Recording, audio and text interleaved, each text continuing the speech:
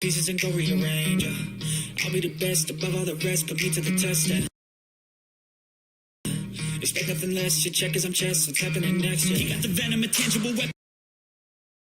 No coming in second, this life is a lesson. He got a new engine from pain, it's a blessing. New focus, no guessing, just an obsession. I'm in his possession, you got their attention. I leave an impression and take a redemption. Just kill no discretion. Your mind is a weapon, 11-11 is never progression. You could try to play, but you're never gonna be me. Look the other way, what I'm doing ain't easy. Bloody hands stained from the people who deceive me. Muddy hands break through the chains.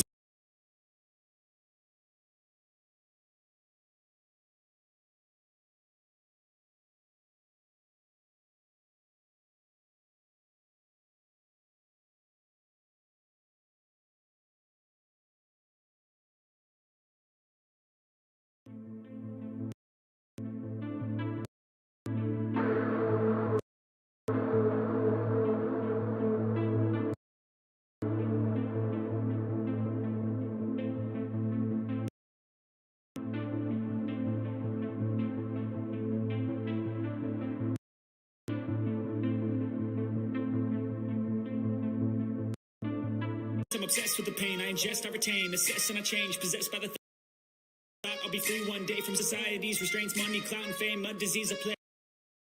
We all love to hate, have to play the game, have to make a name, all our insecurities are on this display. Is war with the enemy. Think that it was meant to be, living in a time where disease is on every screen. I won't let them fester me, I know most are festering. Negativity is a plague for the mentally weak. No mercy, all I got is working. Never stop searching, never quite so thirsty. I'm toxic and psychotic with this logic. You can't stop it, it's been chronic since I was a boy, so neurotic and chaotic. Lost with the webs I'm weaving, I could change the past with all I'm achieving. Got my foot on gas, never stop competing. If you break like glass, then this life's gonna eat 'em. Make mistakes real fast, then you learn how to beat 'em. If you take off the cast, you can see all the healing. The pains in the past, move on from the grieving. Put your foot on the gas, no, never stop competing. I've been doing this, I'm on it. I just wanna be iconic. Sipping on a gin and tonic, got me going off and I'm on this topic. If I ever play, I want it. You know that I'm always honest. Stay away from those who are toxic. Keep them out your face, no way, you don't want it. Don't try to drain my energy. The enemy is everything. It's mentally, unhealthily, spreading like a rare disease. But I won't let it get to me.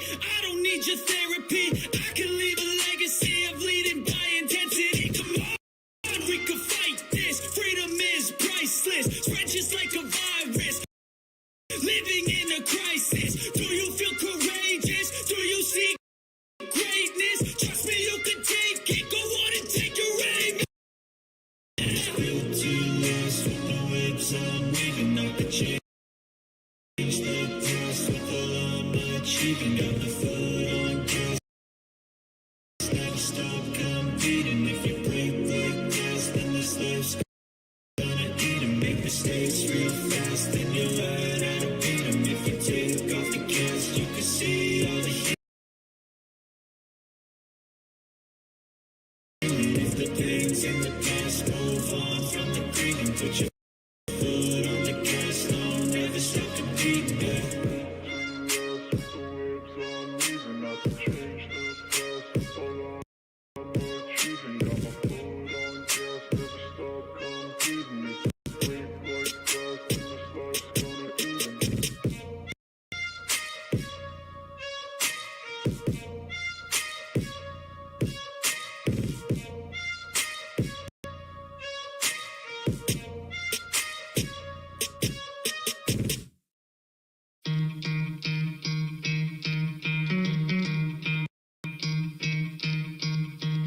You could try to play, but you're never gonna be me. Look the other way, what I'm doing ain't easy. Bloody hands stained from the people who deceive me. Bloody hands break through the chains, go free me. Looking for change, looking for pain, pulling a mob, pushing a train. I never stop, stick to a lane, pick up the pieces and go rearrange. I'll be the best above all the rest, put me to the test. Yeah. Expect nothing less, your check is I'm chess, what's happening next? Yeah. He got the venom, a tangible weapon, no coming in second. This life is a lesson, he got a new engine from pain, it's a blessing. New focus, no guessing, just build an obsession. All in his possession, you got their attention. Now leave an impression and take your redemption. Just kill no discretion, your mind is a weapon. 11-11 is time for progression. Oh. Could try to play, but you're never gonna be me. Look the other way, what I'm doing ain't easy. Bloody hands stand from the people who deceive me. Bloody hands break through the chains, go free me. People like sheep move feet, hurt it easy. You don't wanna be fast asleep on this feeling. Better stand up.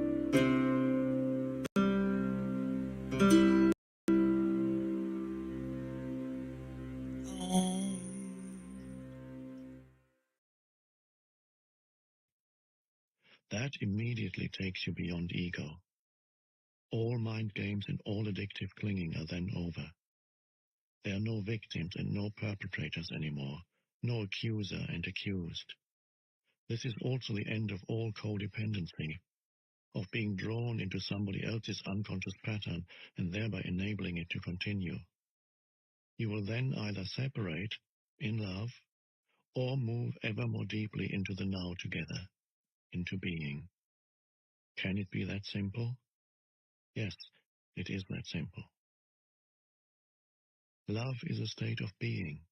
Your love is not outside, it is deep within you. You can never lose it, and it cannot leave you. It is not dependent on some other body, some external form. In the stillness of your presence, you can feel your own formless and timeless reality as the unmanifested life that animates your physical form. You can then feel the same life deep within every other human and every other creature. You look beyond the veil of form and separation. This is the realization of oneness. This is love. What is God? The eternal one life underneath all the forms of life. What is love? To feel the presence of that one life deep within yourself and within all creatures. To be it. Therefore, all love is the love of God.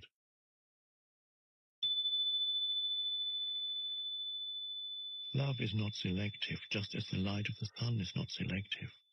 It does not make one person special. It is not exclusive. Exclusivity is not the love of God, but the love of ego. However, the intensity with which true love is felt can vary. There may be one person who reflects your love back to you more clearly and more intensely than others. And if that person feels the same towards you, it can be said that you are in a love relationship with him or her. The bond that connects you with that person is the same bond that connects you with a person sitting next to you on a bus, or with a bird, a tree, a flower. Only the degree of intensity with which it is felt differs. Even in an otherwise addictive relationship, there may be moments when something more real shines through, something beyond your mutual addictive needs. These are moments when both your and your partner's mind briefly subside, and the pain body is temporarily in a dormant state. This may sometimes happen during physical intimacy, or when you are both witnessing the miracle of childbirth, or in the presence of death, or when one of you is seriously ill. Anything that renders the mind powerless. When this happens, your being, which is usually buried underneath the mind, becomes revealed, and it is this that makes true communication possible. True communication is communion, the realization of oneness, which is love. Usually this is quickly lost again, unless you're able to stay present enough to keep out the mind and its old patterns. As soon as the mind and mind identification return, you're no longer yourself, but a mental image of yourself, and you start playing games and roles again to get your ego needs met. You are a human mind again, pretending to be a human being, interacting with another mind, playing a drama called love. Although brief glimpses are possible, love cannot flourish unless you are permanently free of mind identification, and your presence is intense enough to have dissolved the pain body. or you can at least remain present as a watcher.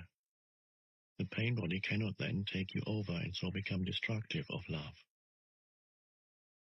As the egoic mode of consciousness and all the social, political, and economic structures that it created enter the final stage of collapse, the relationships between men and women reflect the deep state of crisis in which humanity now finds itself.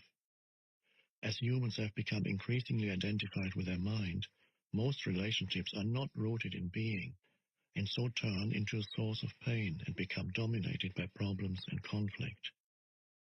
Millions are now living alone or as single parents, unable to establish an intimate relationship or unwilling to repeat the insane drama of past relationships.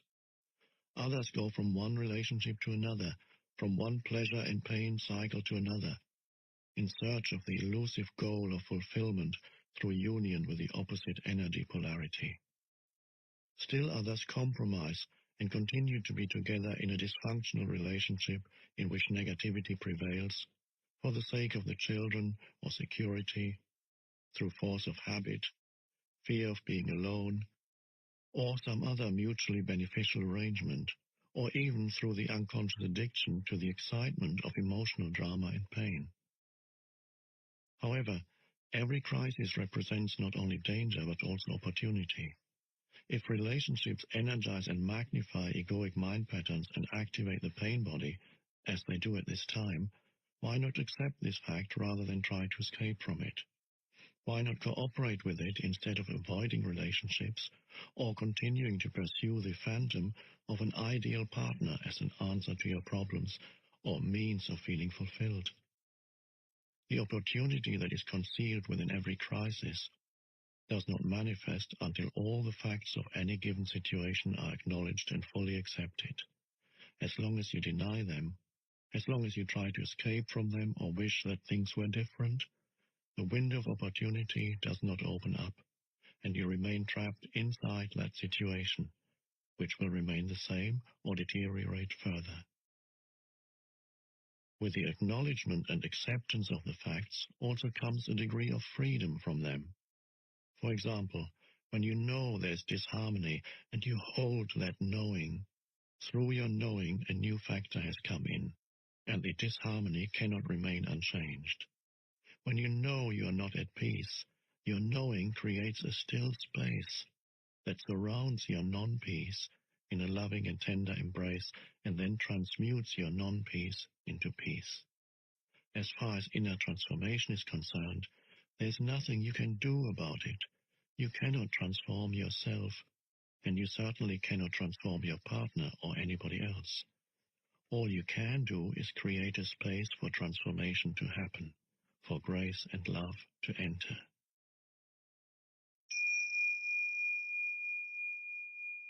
So whenever your relationship is not working, whenever it brings out the madness in you and in your partner, be glad.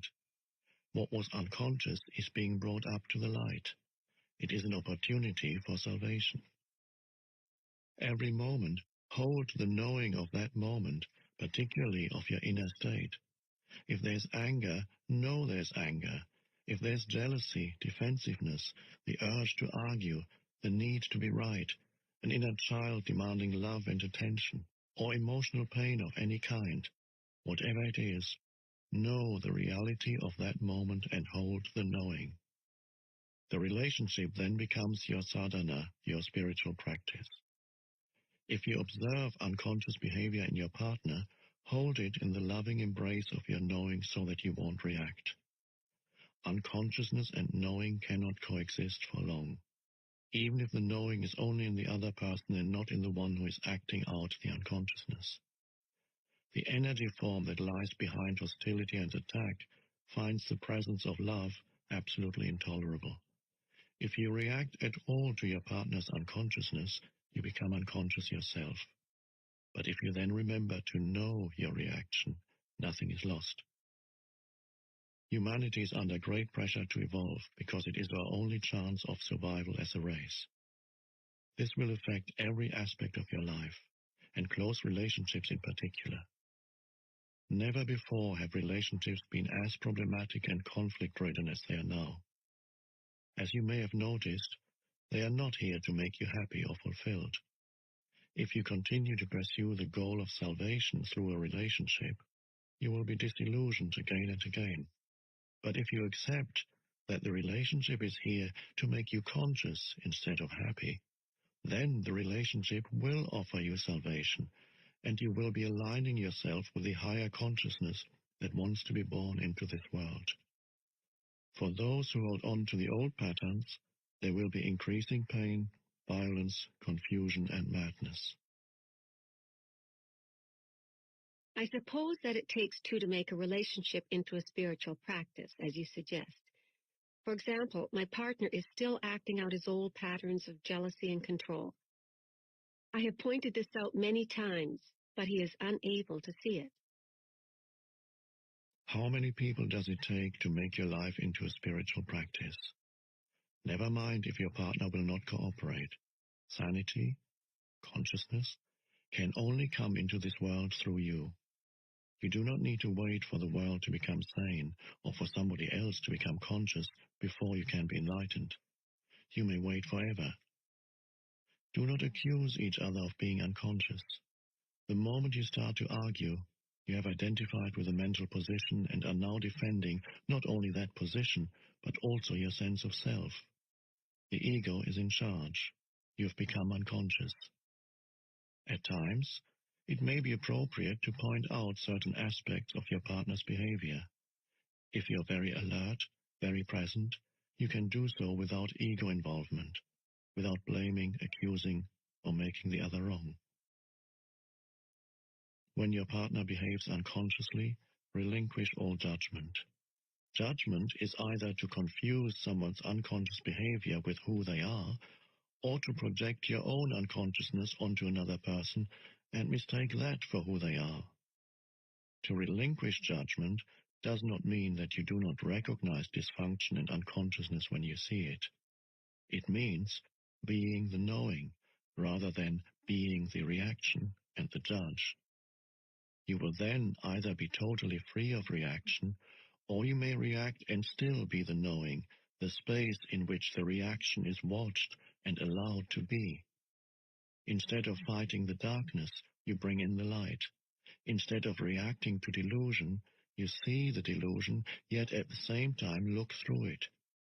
Being the knowing creates a clear space of loving presence that allows all things and all people to be as they are. No greater catalyst for transformation exists. If you practice this, your partner cannot stay with you and remain unconscious. If you both agree that the relationship will be your spiritual practice, so much the better. You can then express your thoughts and feelings to each other as soon as they occur, or as soon as a reaction comes up, so that you do not create a time gap in which an unexpressed or unacknowledged emotion or grievance can fester and grow. Learn to give expression to what you feel without blaming. Learn to listen to your partner in an open, non-defensive way. Give your partner space for expressing himself or herself. Be present. Accusing, defending, attacking, all those patterns that are designed to strengthen or protect the ego or to get its needs met will then become redundant. Giving space to others and to yourself is vital. Love cannot flourish without it. When you have removed the two factors that are destructive of relationships, when the pain body has been transmuted, and you are no longer identified with mind and mental positions, and if your partner has done the same, you will experience the bliss of the flowering of relationship. Instead of mirroring to each other your pain and your unconsciousness, instead of satisfying your mutual addictive ego needs, you will reflect back to each other the love that you feel deep within, the love that comes with the realization of your oneness with all that is. This is the love that has no opposite. If your partner is still identified with the mind and the pain body while you are already free, this will represent a major challenge, not to you, but to your partner. It is not easy to live with an enlightened person, or rather it is so easy that the ego finds it extremely threatening. Remember that the ego needs problems, conflict, and enemies to strengthen the sense of separateness on which its identity depends. The unenlightened partner's mind will be deeply frustrated because its fixed positions are not resisted, which means they will become shaky and weak, and there's even the danger that they may collapse altogether, resulting in loss of self. The pain body is demanding feedback and not getting it. The need for argument, drama, and conflict is not being met. But beware. Some people who are unresponsive, withdrawn, insensitive, or cut off from their feelings may think and try to convince others that they are enlightened, or at least that there's nothing wrong with them and everything wrong with their partner. Men tend to do that more than women. They may see their female partners as irrational or emotional. But if you can feel your emotions, you're not far from the radiant inner body just underneath. If you're mainly in your head, the distance is much greater, and you need to bring consciousness into the emotional body before you can reach the inner body. If there isn't an emanation of love and joy, complete presence and openness towards all beings, then it is not enlightenment. Another indicator is how a person behaves in difficult or challenging situations, or when things go wrong. If your enlightenment is egoic self-delusion, then life will soon give you a challenge that will bring out your unconsciousness in whatever form, as fear, anger, defensiveness, judgment, depression, and so on. If you are in a relationship, many of your challenges will come through your partner. For example, a woman may be challenged by an unresponsive male partner who lives almost entirely in his head.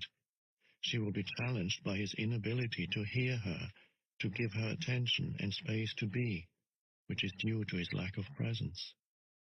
The absence of love in the relationship, which is usually more keenly felt by a woman than a man, will trigger the woman's pain body, and through it she will attack her partner, blame, criticize, make wrong, and so on. This in turn now becomes his challenge. To defend himself against her pain body's attack, which he sees as totally unwarranted, he will become even more deeply entrenched in his mental positions as he justifies, defends himself, or counterattacks. Eventually, this may activate his own pain body.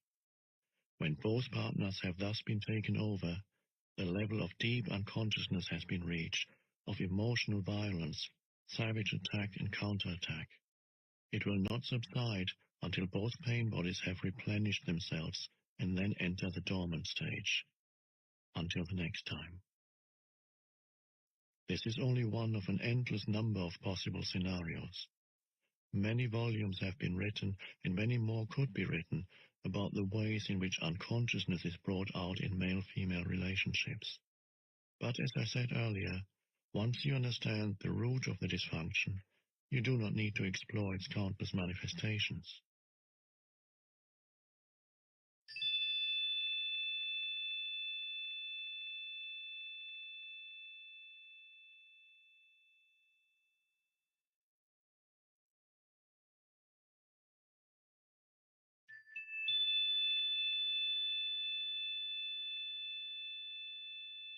Let's briefly look again at the scenario I've just described. Every challenge that it contains is actually a disguised opportunity for salvation. At every stage of the unfolding dysfunctional process, freedom from unconsciousness is possible. For example, the woman's hostility could become a signal for the man to come out of his mind-identified state, awaken into the now, become present, instead of becoming even more identified with his mind, even more unconscious. Instead of being the pain body, the woman could be the knowing that watches the emotional pain in herself, thus accessing the power of the now and initiating the transmutation of the pain. This would remove the compulsive and automatic outward projection of it. She could then express her feelings to her partner. There's no guarantee, of course, that he will listen, but it gives him a good chance to become present and certainly breaks the insane cycle of the involuntary acting out of old mind patterns. If the woman misses that opportunity, The man could watch his own mental-emotional reaction to her pain, his own defensiveness, rather than being the reaction. He could then watch his own pain body being triggered and thus bring consciousness into his emotions. In this way, a clear and still space of pure awareness would come into being. The knowing, the silent witness, the watcher. This awareness does not deny the pain and yet is beyond it. It allows the pain to be and yet transmutes it at the same time. It accepts everything and transforms everything. A door would have opened up for her through which she could easily join him in that space. If you are consistently or at least predominantly present in your relationship, this will be the greatest challenge for your partner.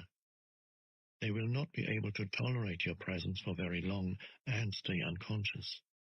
If they are ready, they will walk through the door that you opened for them and join you in that state. If they are not, you will separate like oil and water. The light is too painful for someone who wants to remain in darkness. Are the obstacles to enlightenment the same for a man as for a woman? Yes, but the emphasis is different. Generally speaking, it is easier for a woman to feel and be in her body, so she is naturally closer to being and potentially closer to enlightenment than a man. This is why many ancient cultures instinctively chose female figures or analogies to represent or describe the formless and transcendental reality. It was often seen as a womb that gives birth to everything in creation and sustains and nourishes it during its life as form. In the Tao Te Ching, one of the most ancient and profound books ever written, the Tao, which could be translated as being, is described as infinite, eternally present, the mother of the universe. Naturally, women are closer to it than men since they virtually embody the unmanifested. What is more, all creatures and all things must eventually return to the source. All things vanish into the Tao. It alone endures. Since the source is seen as female, this is represented as the light and dark sides of the archetypal feminine in psychology and mythology. The goddess or divine mother has two aspects. She gives life and she takes life. When the mind took over and humans lost touch with the reality of their divine essence, they started to think of God as a male figure. Society became male-dominated, and the female was made subordinate to the male. I'm not suggesting a return to earlier female representations of the divine. Some people now use the term goddess instead of God. They are redressing a balance between male and female that was lost a long time ago, and that is good. But it is still a representation and a concept, perhaps temporarily useful, just as a map or signpost is temporarily useful, but more a hindrance than a help when you are ready to realize the reality beyond all concepts and images. What does remain true, however, is that the energy frequency of the mind appears to be essentially male. The mind resists, fights for control, uses, manipulates, attacks, tries to grasp and possess, and so on. This is why the traditional God is a patriarchal, controlling authority figure, an often angry man, who you should live in fear of, as the Old Testament suggests. This God is a projection of the human mind. To go beyond the mind and reconnect with the deeper reality of being, very different qualities are needed. Surrender, non-judgment, an openness that allows life to be instead of resisting it, the capacity to hold all things in the loving embrace of your knowing. All these qualities are much more closely related to the female principle. Whereas mind energy is hard and rigid, being energy is soft and yielding and yet infinitely more powerful than mind. The mind runs our civilization, whereas being is in charge of all life on our planet and beyond. Being is the very intelligence whose visible manifestation is the physical universe. Although women are potentially closer to it, men can also access it within themselves. At this time, the vast majority of men as well as women are still in the grip of the mind, identified with the thinker and the pain body. This, of course, is what prevents enlightenment and the flowering of love. As a general rule, the major obstacle for men tends to be the thinking mind, and the major obstacle for women the pain body, although in certain individual cases the opposite may be true, and in others the two factors may be equal. Why is the pain body more of an obstacle for women? The pain body usually has a collective as well as a personal aspect. The personal aspect is the accumulated residue of emotional pain suffered in one's own past. The collective one is the pain accumulated in the collective human psyche over thousands of years through disease, torture, war, murder, cruelty, madness, and so on. Everyone's personal pain body also partakes of this collective pain body. There are different strands in the collective pain body. For example, certain races or countries in which extreme forms of strife and violence occur have a heavier collective pain body than others. Anyone with a strong pain body and not enough consciousness to disidentify from it will not only continuously or periodically be forced to relive their emotional pain, but may also easily become either the perpetrator or the victim of violence, depending on whether their pain body is predominantly active or passive. On the other hand, they may also be potentially closer to enlightenment. This potential isn't necessarily realized, of course, but if you're trapped in a nightmare, you will probably be more strongly motivated to awaken than someone who is just caught up in the ups and downs of an ordinary dream. Apart from her personal pain body, every woman has her share in what could be described as the collective female pain body, unless she is fully conscious. This consists of accumulated pain suffered by women, partly through male subjugation of the female, through slavery, exploitation, rape, childbirth, child loss, and so on, over thousands of years. The emotional or physical pain that for many women precedes and coincides with the menstrual flow is the pain body in its collective aspect that awakens from its dormancy at that time, although it can be triggered at other times too. It restricts the free flow of life energy through the body, of which menstruation is a physical expression. Let's dwell on this for a moment and see how it can become an opportunity for enlightenment. Often a woman is taken over by the pain body at that time. It has an extremely powerful energetic charge that can easily pull you into unconscious identification with it. You are then actively possessed by an energy field that occupies your inner space and pretends to be you, but of course is not you at all. It speaks through you, acts through you, thinks through you. It will create negative situations in your life so that it can feed on the energy. It wants more pain, in whatever form. I have described this process already. It can be vicious and destructive. It is pure pain, past pain, and it is not you. The number of women who are now approaching the fully conscious state already exceeds that of men, and will be growing even faster in the years to come. Men may catch up with them in the end, but for some considerable time there will be a gap between the consciousness of men and that of women. Women are regaining the function that is their birthright and therefore comes to them more naturally than it does to men, to be a bridge between the manifested world and the unmanifested, between physicality and spirit. Your main task as a woman now is to transmute the pain body so that it no longer comes between you and your true self, the essence of who you are. Of course, you also have to deal with the other obstacle to enlightenment, which is the thinking mind, but the intense presence you generate when dealing with the pain body will also free you from identification with the mind. The first thing to remember is this: As long as you make an identity for yourself out of the pain, you cannot become free of it. As long as part of your sense of self is invested in your emotional pain, you will unconsciously resist or sabotage every attempt that you make to heal that pain. Why? Quite simply because you want to keep yourself intact, and the pain has become an essential part of you. This is an unconscious process, and the only way to overcome it is to make it conscious. To suddenly see that you are, or have been, attached to your pain can be quite a shocking realization.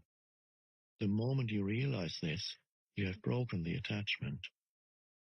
The pain body is an energy field, almost like an entity, that has become temporarily lodged in your inner space. It is life energy that has become trapped, energy that is no longer flowing.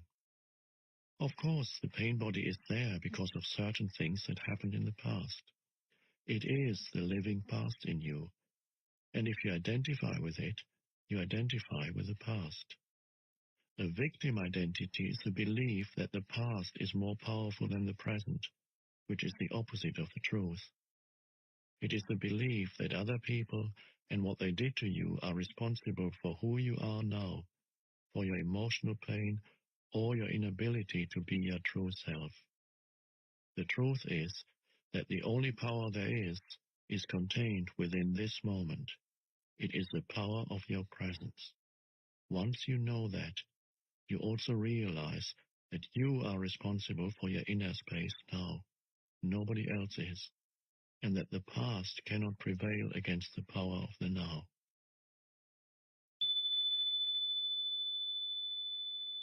So identification prevents you from dealing with the pain body. Some women who are already conscious enough to have relinquished their victim identity on the personal level are still holding on to a collective victim identity. What men did to women. They are right, and they are also wrong. They are right inasmuch as the collective female pain body is, in large part, due to male violence inflicted on women and repression of the female principle throughout the planet over millennia. They are wrong if they derive a sense of self from this fact and thereby keep themselves imprisoned in a collective victim identity. If a woman is still holding on to anger, resentment, or condemnation, she is holding on to her pain body. This may give her a comforting sense of identity, of solidarity with other women, but it is keeping her in bondage to the past and blocking full access to her essence and true power. If women exclude themselves from men, that fosters a sense of separation and therefore a strengthening of the ego. And the stronger the ego, the more distant you are from your true nature. So do not use the pain body to give you an identity. Use it for enlightenment instead. Transmute it into consciousness. One of the best times for this is during menses. I believe that, in the years to come, many women will enter the fully conscious state during that time. Usually, it is a time of unconsciousness for many women, as they are taken over by the collective female pain body. Once you have reached a certain level of consciousness, however, you can reverse this, so instead of becoming unconscious, you become more conscious. I have described the basic process already, but let me take you through it again, this time with special reference to the collective female pain body. When you know that the menstrual flow is approaching, before you feel the first signs of what is commonly called premenstrual tension, the awakening of the collective female pain body, become very alert and inhabit your body as fully as possible. When the first sign appears, you need to be alert enough to catch it before it takes you over. For example, the first sign may be a sudden strong irritation or a flash of anger, or it may be a purely physical symptom. Whatever it is, catch it before it can take over your thinking or behavior. This simply means putting the spotlight of your attention on it. If it is an emotion, feel the strong energy charge behind it. Know that it is the pain body. At the same time, be the knowing. That is to say, be aware of your conscious presence and feel its power. Any emotion that you take your presence into will quickly subside and become transmuted. If it is a purely physical symptom, the attention that you give it will prevent it from turning into an emotion or a thought. Then continue to be alert and wait for the next sign of the pain body. When it appears, catch it again in the same way as before. Later, when the pain body has fully awakened from its dormant state, you may experience considerable turbulence in your inner space for a while, perhaps for several days. Whatever form this takes, stay present. Give it your complete attention. Watch the turbulence inside you. Know it is there. Hold the knowing and be the knowing. Remember, do not let the pain body use your mind and take over your thinking. Watch it. Feel its energy directly inside your body. As you know, full attention means full acceptance. Through sustained attention and thus acceptance, there comes transmutation. The pain body becomes transformed into radiant consciousness, just as a piece of wood, when placed in or near a fire, itself is transformed into fire.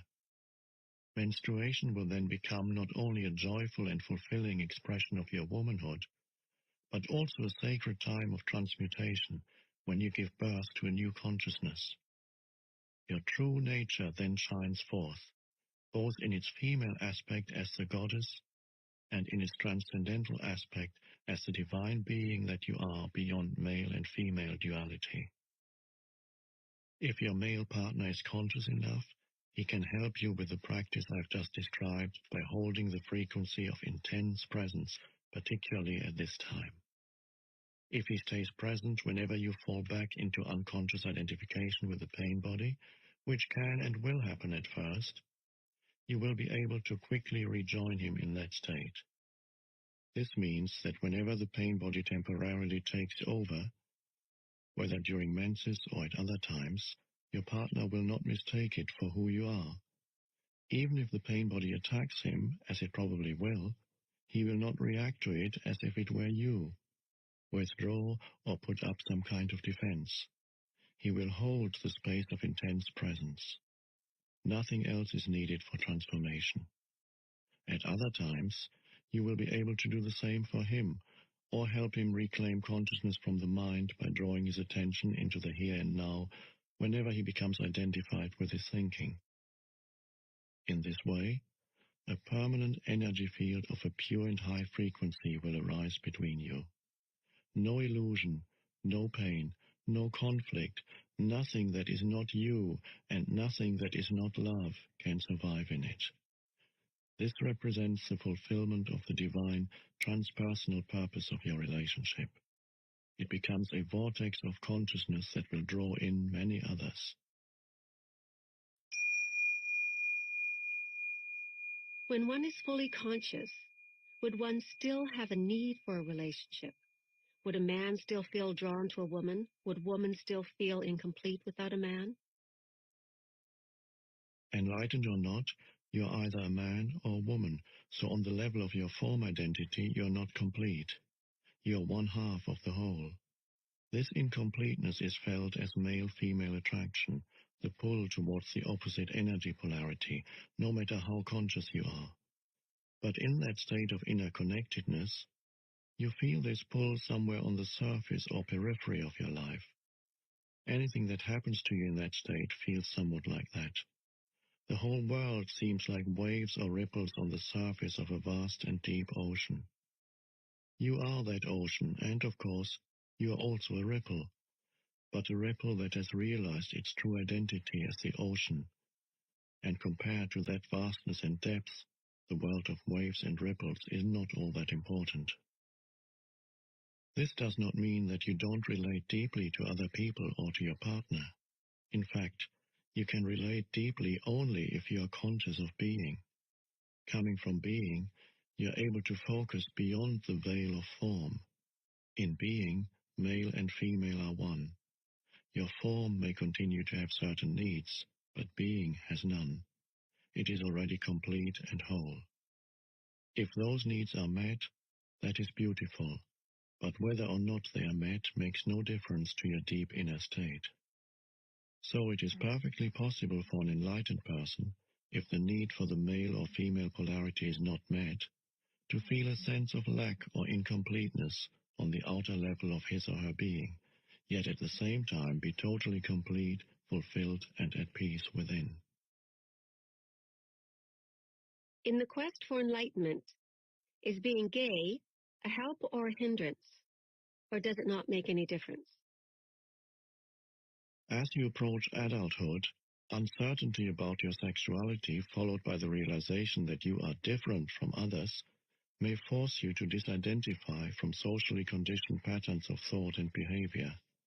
This will automatically raise your level of consciousness above that of the unconscious majority, whose members unquestioningly take on board all inherited patterns. In that respect, being gay can be a help. Being an outsider to some extent, someone who does not fit in with others or is rejected by them for whatever reason, makes life difficult, but it also places you at an advantage as far as enlightenment is concerned. It takes you out of unconsciousness almost by force. On the other hand, if you then develop a sense of identity based on your gayness, you have escaped one trap only to fall into another. You will play roles and games dictated by a mental image you have of yourself as gay. You will become unconscious. You will become unreal. Underneath your ego mask, you will become very unhappy. If this happens to you, being gay will have become a hindrance. But you always get another chance, of course. Acute unhappiness can be a great awakener. Is it not true that you need to have a good relationship with yourself and love yourself before you can have a fulfilling relationship with another person? If you cannot be at ease with yourself when you are alone, you will seek a relationship to cover up your unease. You can be sure that the unease will then reappear in some other form within the relationship, and you will probably hold your partner responsible for it. All you really need to do is accept this moment fully. You are then at ease in the here and now and at ease with yourself. But do you need to have a relationship with yourself at all? Why can't you just be yourself? When you have a relationship with yourself, you have split yourself into two, I and myself, subject and object. That mind-created duality is the root cause of all unnecessary complexity, of all problems and conflict in your life. In the state of enlightenment, you are yourself. You and yourself merge into one. You do not judge yourself. You do not feel sorry for yourself. You are not proud of yourself. You do not love yourself. You do not hate yourself, and so on. The split caused by self-reflective consciousness is healed, its curse removed. There is no self that you need to protect, defend, or feed anymore. When you're enlightened, there is one relationship that you no longer have, the relationship with yourself. Once you have given that up, all your other relationships will be love relationships.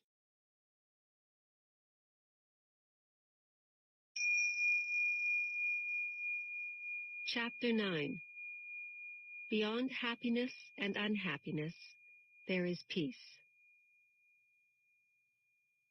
Is there a difference between happiness and inner peace? Yes, happiness depends on conditions being perceived as positive. Inner peace does not. Isn't it possible to attract only positive conditions into our life?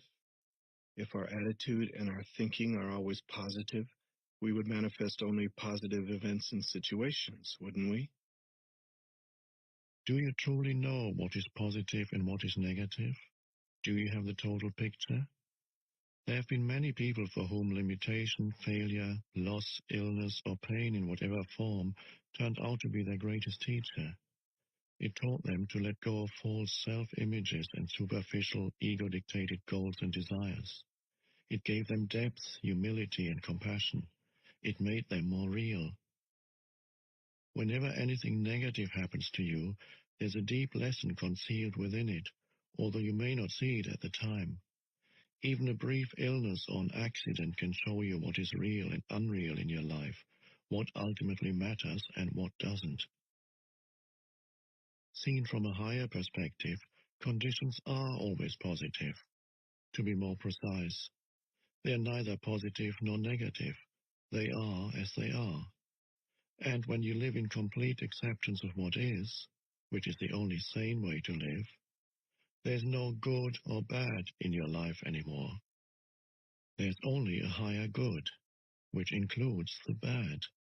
Seen from the perspective of the mind, however, there's good, bad, like, dislike, love, hate.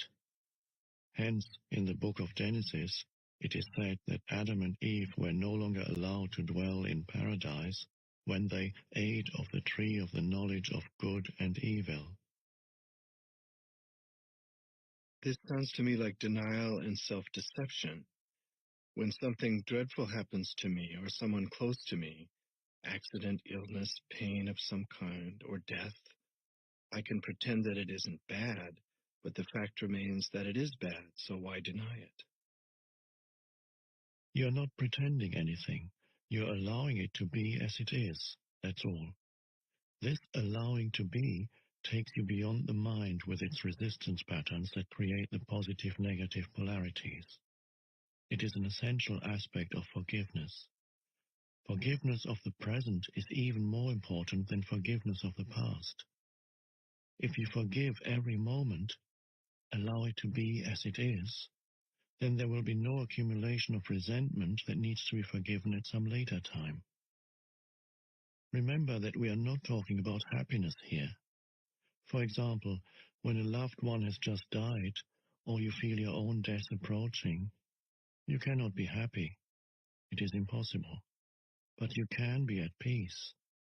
There may be sadness and tears, but provided that you have relinquished resistance, underneath the sadness you will feel a deep serenity, a stillness, a sacred presence. This is the emanation of being. This is inner peace, the good that has no opposite. What if it's a situation that I can do something about? How can I allow it to be and change it at the same time? Do what you have to do. In the meantime, accept what is. Since mind and resistance are synonymous, acceptance immediately frees you from mind dominance and thus reconnects you with being. As a result, the usual ego motivations for doing, fear, greed, control, defending or feeding the false sense of self, will cease to operate. An intelligence much greater than the mind is now in charge, and so a different quality of consciousness will flow into your doing. Accept whatever comes to you woven in the pattern of your destiny, for what could more aptly fit your needs? This was written 2,000 years ago by Marcus Aurelius, one of those exceedingly rare humans who possessed worldly power as well as wisdom. It seems that most people need to experience a great deal of suffering before they will relinquish resistance and accept, before they will forgive. As soon as they do, one of the greatest miracles happens. The awakening of being consciousness through what appears as evil, the transmutation of suffering into inner peace. The ultimate effect of all the evil and suffering in the world is that it will force humans into realizing who they are beyond name and form. Thus, what we perceive as evil from our limited perspective is actually part of the higher good that has no opposite. This, however, does not become true for you except through forgiveness. Until that happens, evil has not been redeemed and therefore remains evil. Through forgiveness, which essentially means recognizing the insubstantiality of the past and allowing the present moment to be as it is, the miracle of transformation happens not only within but also without. A silent space of intense presence arises both in you and around you. Whoever or whatever enters that field of consciousness will be affected by it, sometimes visibly and immediately, sometimes at deeper levels with visible changes appearing at a later time. You dissolve discord, heal pain, dispel unconsciousness without doing anything, simply by being and holding that frequency of intense presence.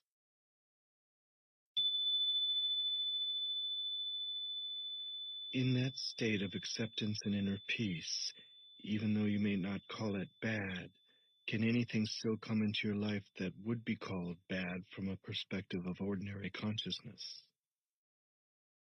Most of the so-called bad things that happen in people's lives are due to unconsciousness. They are self-created, or rather ego-created. I sometimes refer to those things as drama. When you're fully conscious, drama does not come into your life anymore. Let me remind you briefly how the ego operates and how it creates drama. Ego is the unobserved mind that runs your life when you are not present as the witnessing consciousness, the watcher. The ego perceives itself as a separate fragment in a hostile universe, with no real inner connection to any other being, surrounded by other egos, which it either sees as a potential threat or which it will attempt to use for its own ends. The basic ego patterns are designed to combat its own deep-seated fear and sense of lack. They are resistance, control, power, greed, defense, attack. Some of the ego's strategies are extremely clever, yet they never truly solve any of its problems simply because the ego itself is the problem. When egos come together, whether in personal relationships or in organizations or institutions, bad things happen sooner or later, drama of one kind or another, in the form of conflict, problems, power struggles, emotional or physical violence, and so on. This includes collective evils such as war, genocide, and exploitation, all due to masked unconsciousness. Furthermore, many types of illness are caused by the ego's continuous resistance, which creates restrictions and blockages in the flow of energy through the body. When you reconnect with being and are no longer run by your mind, you cease to create those things. You do not create or participate in drama anymore. Whenever two or more egos come together, drama of one kind or another ensues. But even if you live totally alone, you still create your own drama. When you feel sorry for yourself, that's drama. When you feel guilty or anxious, that's drama. When you let the past or future obscure the present, you are creating time, psychological time, the stuff out of which drama is made. Whenever you are not honoring the present moment by allowing it to be, you are creating drama.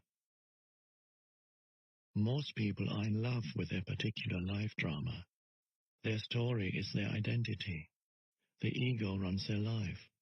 They have their whole sense of self invested in it. Even their usually unsuccessful search for an answer, a solution, or for healing becomes part of it. What they fear and resist most is the end of their drama. As long as they are their mind, what they fear and resist most is their own awakening. When you live in complete acceptance of what is, that is the end of all drama in your life. Nobody can even have an argument with you, no matter how hard he or she tries. You cannot have an argument with a fully conscious person. An argument implies identification with your mind and a mental position, as well as resistance and reaction to the other person's position. The result is that the polar opposites become mutually energized. These are the mechanics of unconsciousness. You can still make your point clearly and firmly, but there will be no reactive force behind it, no defense or attack, so it won't turn into drama. When you're fully conscious, you cease to be in conflict. No one who is at one with himself can even conceive of conflict, states the Course in Miracles. This refers not only to conflict with other people, but more fundamentally to conflict within you. which ceases when there is no longer any clash between the demands and expectations of your mind and what is. However, as long as you are in the physical dimension and linked to the collective human psyche, physical pain, or the rare, is still possible. This is not to be confused with suffering, with mental-emotional pain. All suffering is ego-created and is due to resistance. Also, as long as you are in this dimension, you are still subject to its cyclical nature and to the law of impermanence of all things, but you no longer perceive this as bad. It just is. Through allowing the isness of all things, a deeper dimension underneath the play of opposites reveals itself to you as an abiding presence, an unchanging deep stillness, an uncaused joy beyond good and bad. This is the joy of being, the peace of God. On the level of form, there's birth and death, creation and destruction, growth and dissolution of seemingly separate forms. This is reflected everywhere, in the life cycle of a star or planet, a physical body, a tree, a flower, in the rise and fall of nations, political systems, civilizations, and in the inevitable cycles of gain and loss in the life of an individual. There are cycles of success when things come to you and thrive, and cycles of failure when they wither or disintegrate, and you have to let them go in order to make room for new things to arise or for transformation to happen. If you cling and resist at that point, it means you are refusing to go with the flow of life, and you will suffer. It is not true that the up cycle is good and the down cycle bad, except in the mind's judgment. Growth is usually considered positive, but nothing can grow forever. If growth, of whatever kind, were to go on and on, it would eventually become monstrous and destructive. Dissolution is needed for new growth to happen. One cannot exist without the other. The down cycle is absolutely essential for spiritual realization. You must have failed deeply on some level or experienced some deep loss or pain to be drawn to the spiritual dimension. Or perhaps your very success became empty and meaningless and so turned out to be failure. Failure lies concealed in every success, and success in every failure. In this world, which is to say on the level of form, everybody fails sooner or later, of course, and every achievement eventually comes to naught. All forms are impermanent. You can still be active and enjoy manifesting and creating new forms and circumstances, but you won't be identified with them. You do not need them to give you a sense of self. They are not your life, only your life situation. Your physical energy is also subject to cycles. It cannot always be at a peak. There will be times of low as well as high energy. There will be periods when you are highly active and creative, but there may also be times when everything seems stagnant, when it seems that you are not getting anywhere, not achieving anything. A cycle can last for anything from a few hours to a few years. There are large cycles and small cycles within these large ones. Many illnesses are created through fighting against the cycles of low energy, which are vital for regeneration. The compulsion to do, and the tendency to derive your sense of self-worth and identity from external factors such as achievement, is an inevitable illusion as long as you are identified with your mind. This makes it hard or impossible for you to accept the low cycles and allow them to be. Thus, the intelligence of the organism may take over as a self-protective measure and create an illness in order to force you to stop, so that the necessary regeneration can take place. The cyclical nature of the universe is closely linked with the impermanence of all things and situations. The Buddha made this a central part of his teaching. All conditions are highly unstable and in constant flux, or, as he put it, impermanence is a characteristic of every condition, every situation you will ever encounter in your life. It will change, disappear, or no longer satisfy you. Impermanence is also central to Jesus' teaching. Do not lay up for yourselves treasures on earth, where moth and rust consume, and where thieves break in and steal. As long as a condition is judged as good by your mind, whether it be a relationship, a possession, a social role, a place, or your physical body, the mind attaches itself to it and identifies with it. It makes you happy, makes you feel good about yourself, and it may become part of who you are or think you are. But nothing lasts in this dimension where moth and rust consume. Either it ends or it changes, or it may undergo a polarity shift. The same condition that was good yesterday or last year has suddenly or gradually turned into bad. The same condition that made you happy then makes you unhappy. The prosperity of today becomes the empty consumerism of tomorrow. The happy wedding and honeymoon become the unhappy divorce or the unhappy coexistence. Or a condition disappears, so its absence makes you unhappy. When a condition or situation that the mind has attached itself to and identified with changes or disappears, the mind cannot accept it. It will cling to the disappearing condition and resist the change. It is almost as if a limb were being torn off your body. We sometimes hear of people who have lost all their money or whose reputation has been ruined committing suicide. Those are the extreme cases. Others, whenever a major loss of one kind or another occurs, just become deeply unhappy or make themselves ill. They cannot distinguish between their life and their life situation. I recently read about a famous actress who died in her 80s.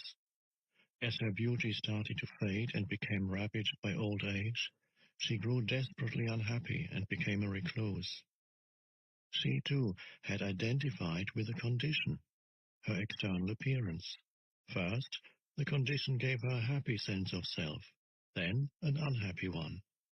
If she had been able to connect with the formless and timeless life within, she could have watched and allowed the fading of her external form from a place of serenity and peace.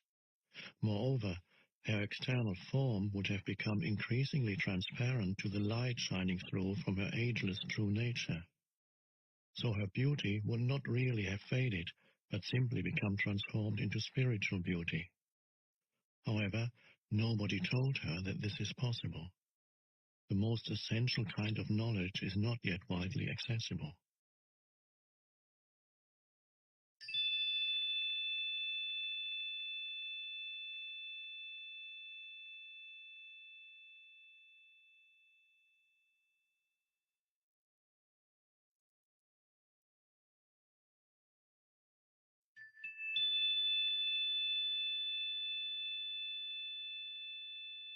The Buddha taught that even your happiness is dukkha, a Pali word meaning suffering or unsatisfactoriness. It is inseparable from its opposite. This means that your happiness and unhappiness are in fact one. Only the illusion of time separates them. This is not being negative. It is simply recognizing the nature of things so that you don't pursue an illusion for the rest of your life. Nor is it saying that you should no longer appreciate pleasant or beautiful things or conditions, but to seek something through them that they cannot give, an identity, a sense of permanency and fulfillment, is a recipe for frustration and suffering. The whole advertising industry and consumer society would collapse if people became enlightened and no longer sought to find their identity through things. The more you seek happiness in this way, the more it will elude you. Nothing out there will ever satisfy you except temporarily and superficially, but you may need to experience many disillusionments before you realize that truth. Things and conditions can give you pleasure, but they will also give you pain. Things and conditions can give you pleasure, but they cannot give you joy. Nothing can give you joy. Joy is uncaused and arises from within as the joy of being. It is an essential part of the inner state of peace, the state that has been called the peace of God. It is your natural state, not something that you need to work hard for or struggle to attain. Many people never realize that there can be no salvation in anything they do, possess, or attain. Those who do realize it often become world-weary and depressed. If nothing can give you true fulfillment, what is there left to strive for? What is the point in anything? The Old Testament prophet must have arrived at such a realization when he wrote, "I have seen everything that is done under the sun, and behold, all is vanity and is striving after wind." When you reach this point, you are one step away from despair, and one step away from enlightenment. A Buddhist monk once told me, "All I have learned in the 20 years that I've been a monk I can sum up in one sentence. All that arises passes away. This I know." What he meant, of course, was this: I have learned to offer no resistance to what is. I have learned to allow the present moment to be and to accept the impermanent nature of all things and conditions. Thus have I found peace. To offer no resistance to life is to be in a state of grace, ease, and lightness. This state is then no longer dependent upon things being in a certain way, good or bad. It seems almost paradoxical, yet when your inner dependency on form is gone, the general conditions of your life, the outer forms, tend to improve greatly. Things, people, or conditions that you thought you needed for your happiness now come to you with no struggle or effort on your part, and you are free to enjoy and appreciate them while they last. All those things, of course, will still pass away. Cycles will come and go, but with dependency gone, there's no fear of loss anymore. Life flows with ease. The happiness that is derived from some secondary source is never very deep. It is only a pale reflection of the joy of being, the vibrant peace that you find within as you enter the state of non-resistance. Being takes you beyond the polar opposites of the mind and frees you from dependency on form. Even if everything were to collapse and crumble all around you, you would still feel a deep inner core of peace. You may not be happy, but you will be at peace.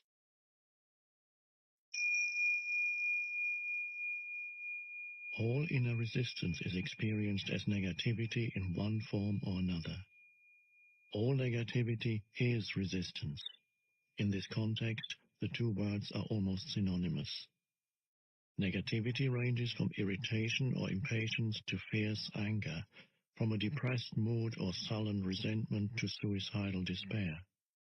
Sometimes the resistance triggers the emotional pain body, in which case even a minor situation may produce intense negativity such as anger, depression, or deep grief. The ego believes that through negativity it can manipulate reality and get what it wants. It believes that through it, it can attract a desirable condition or dissolve an undesirable one. A Course in Miracles rightly points out that whenever you are unhappy, there's the unconscious belief that the unhappiness buys you what you want. If you, the mind, did not believe that unhappiness works, why would you create it?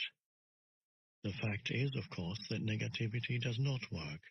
Instead of attracting a desirable condition, it stops it from arising.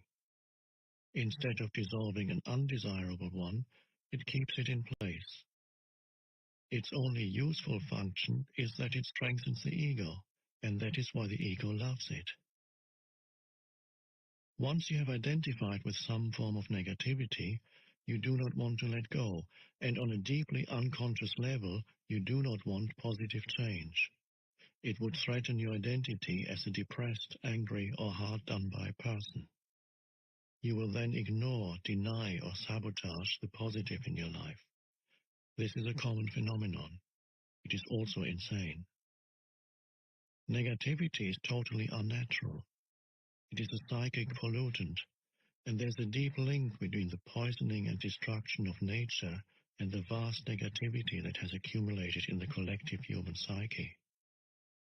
No other life form on the planet knows negativity, only humans, just as no other life form violates and poisons the earth that sustains it.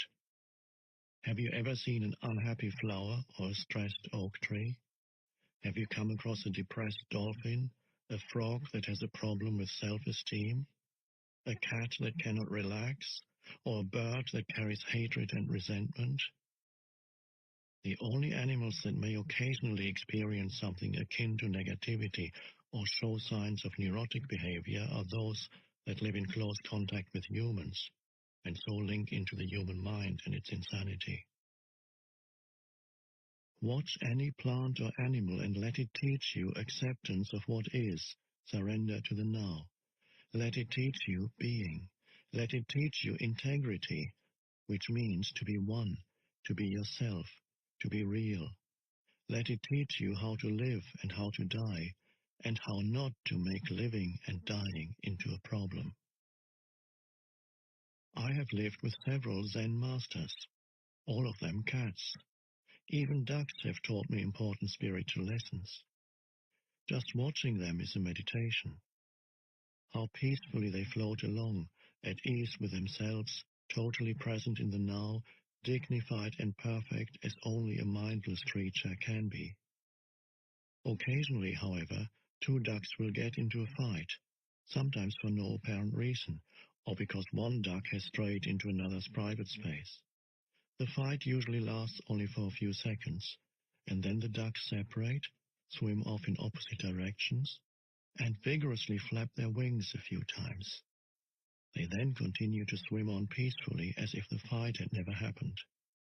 When I observed that for the first time, I suddenly realized that by flapping their wings, they were releasing surplus energy, thus preventing it from becoming trapped in their body and turning into negativity. This is natural wisdom, and it is easy for them because they do not have a mind that keeps the past alive unnecessarily and then builds an identity around it. Couldn't a negative emotion also contain an important message? For example, if I often feel depressed, it may be a signal that there's something wrong with my life, and it may force me to look at my life situation and make some changes. So I need to listen to what the emotion is telling me and not just dismiss it as negative. Yes, recurring negative emotions do sometimes contain a message, as do illnesses. But any changes that you make, whether they have to do with your work, your relationships, or your surroundings, are ultimately only cosmetic unless they rise out of a change in your level of consciousness. And as far as that is concerned, it can only mean one thing: becoming more present. When you have reached a certain degree of presence, you don't need negativity anymore to tell you what is needed in your life situation. But as long as negativity is there, use it. Use it as a kind of signal that reminds you to be more present. How do we stop negativity from arising, and how do we get rid of it once it is there? As I said, you stop it from arising by being fully present. But don't become discouraged. There are as yet few people on the planet who can sustain a state of continuous presence, although some are getting close to it. Soon, I believe, there will be many more. Whenever you notice that some form of negativity has arisen within you, look on it not as a failure, but as a helpful signal that is telling you, wake up, get out of your mind, be present. There's a novel by Aldous Huxley called Island, written in his later years when he became very interested in spiritual teachings. It tells the story of a man shipwrecked on a remote island cut off from the rest of the world. This island contains a unique civilization. The unusual thing about it is that its inhabitants, unlike those of the rest of the world, are actually sane. The first thing that the man notices are the colorful parrots perched in the trees, and they seem to be constantly croaking the words, "Attention, here and now. Attention, here and now." We later learn that the islanders taught them these words in order to be reminded continuously to stay present.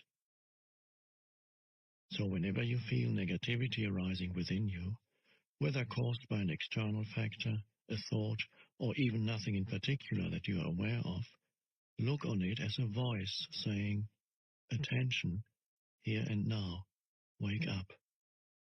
Even the slightest irritation is significant and needs to be acknowledged and looked at. Otherwise, there will be a cumulative build-up of unobserved reactions. As I said before, you may be able to just drop it once you realize that you don't want to have this energy field inside you and that it serves no purpose. But then make sure that you drop it completely. If you cannot drop it, just accept that it is there and take your attention into the feeling, as I pointed out earlier. As an alternative to dropping a negative reaction, you can make it disappear by imagining yourself becoming transparent to the external cause of the reaction. I recommend that you practice it with little, even trivial things first. Let's say that you are sitting quietly at home. Suddenly, there's the penetrating sound of a car alarm from across the street. Irritation arises. What is the purpose of the irritation? None whatsoever. Why did you create it? You didn't. The mind did. It was totally automatic, totally unconscious. Why did the mind create it? Because it holds the unconscious belief that its resistance, which you experience as negativity or unhappiness in some form, will somehow dissolve the undesirable condition. This, of course, is a delusion. The resistance that it creates, the irritation or anger in this case, is far more disturbing than the original cause that it is attempting to dissolve. All this can be transformed into spiritual practice. Feel yourself becoming transparent, as it were, without the solidity of a material body. Now allow the noise, or whatever causes a negative reaction, to pass right through you. It is no longer hitting a solid wall inside you. As I said, practice with little things first. The car alarm, the dog barking, the children screaming, the traffic jam. Instead of having a wall of resistance inside you that gets constantly and painfully hit by things that should not be happening, let everything pass through you. Somebody says something to you that is rude or designed to hurt. Instead of going into unconscious reaction and negativity, such as attack, defense, or withdrawal, you let it pass right through you. Offer no resistance. It is as if there is nobody there to get hurt anymore. That is forgiveness. In this way, you become invulnerable. You can still tell that person that his or her behavior is unacceptable if that is what you choose to do, but that person no longer has the power to control your inner state. You are then in your power, not in someone else's, nor are you run by your mind. Whether it is a car alarm, a rude person, a flood, an earthquake, or the loss of all your possessions, the resistance mechanism is the same. I have been practicing meditation. I have been to workshops. I've read many books on spirituality. I try to be in a state of non-resistance. But if you ask me whether I have found true and lasting inner peace, my honest answer would have to be no. Why haven't I found it? What else can I do? You are still seeking outside, and you cannot get out of the seeking mode. Maybe the next workshop will have the answer. Maybe that new technique. To you, I would say, don't look for peace. Don't look for any other state than the one you are in now. Otherwise, you will set up inner conflict and unconscious resistance. Forgive yourself for not being at peace. The moment you completely accept your non-peace becomes transmuted into peace. Anything you accept fully will get you there, will take you into peace. This is the miracle of surrender.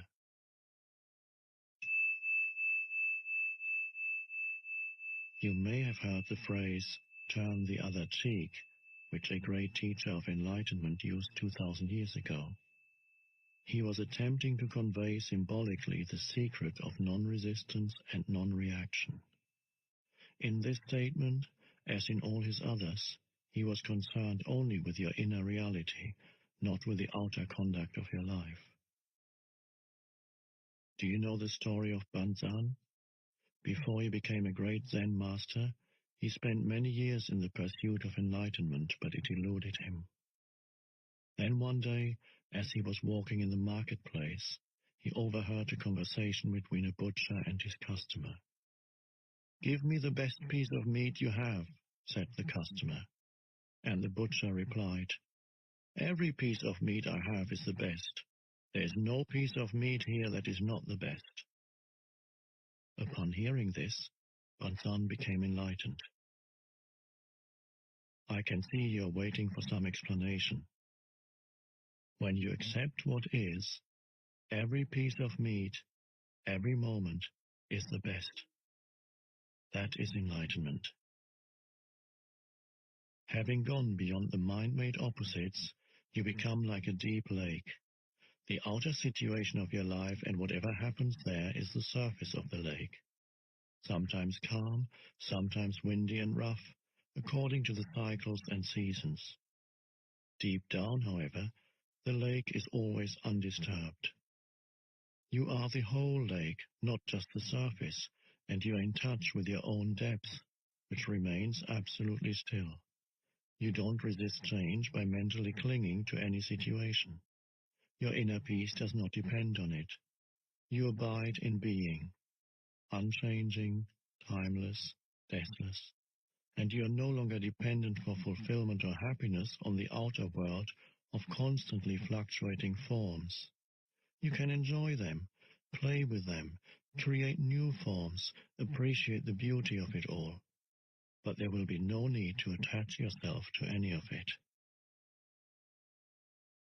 When you become this detached, doesn't it mean that you also become remote from other human beings? On the contrary, as long as you are unaware of being, the reality of other humans will elude you because you have not found your own. Your mind will like or dislike their form, which is not just their body, but includes their mind as well. True relationship becomes possible only when there's an awareness of being. Coming from being, you will perceive another person's body and mind as just a screen, as it were, behind which you can feel their true reality, as you feel yours. So, when confronted with someone else's suffering or unconscious behavior, you stay present and in touch with being and are thus able to look beyond the form and feel the other person's radiant and pure being through your own. At the level of being, all suffering is recognized as an illusion. Suffering is due to identification with form. Miracles of healing sometimes occur through this realization, by awakening being consciousness in others, if they are ready. Is that what compassion is? Yes, compassion is the awareness of a deep bond between yourself and all creatures. But there are two sides to compassion, two sides to this bond.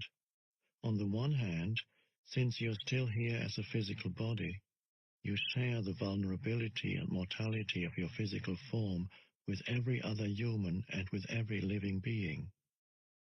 Next time you say, "I have nothing in common with this person," remember that you have a great deal in common. A few years from now, 2 years or 70 years, it doesn't make much difference.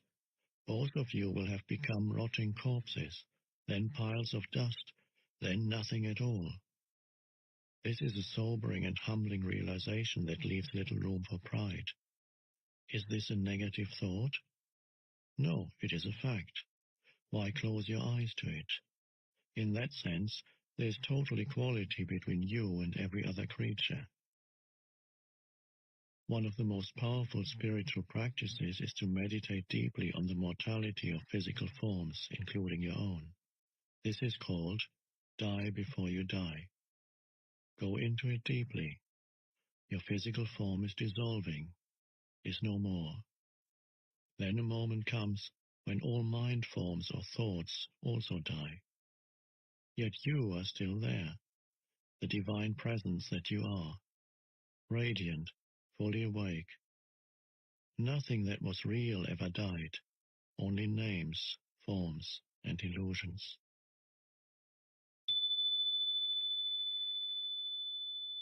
The realization of this deathless dimension, your true nature, is the other side of compassion.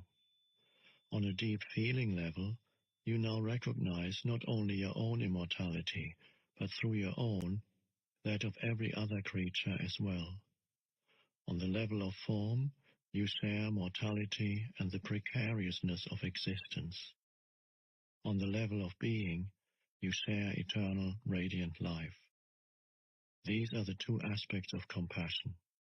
In compassion, the seemingly opposite feelings of sadness and joy merge into one and become transmuted into a deep inner peace. This is the peace of God. It is one of the most noble feelings that humans are capable of, and it has great healing and transformative power. But true compassion, as I've just described it, is as yet rare. To have deep empathy for the suffering of another being certainly requires a high degree of consciousness, but represents only one side of compassion. It is not complete. True compassion goes beyond empathy or sympathy. It does not happen until sadness merges with joy, the joy of being beyond form, the joy of eternal life. I don't agree that the body needs to die. I am convinced that we can achieve physical immortality. We believe in death, and that's why the body dies. The body does not die because you believe in death. The body exists, or seems to, because you believe in death.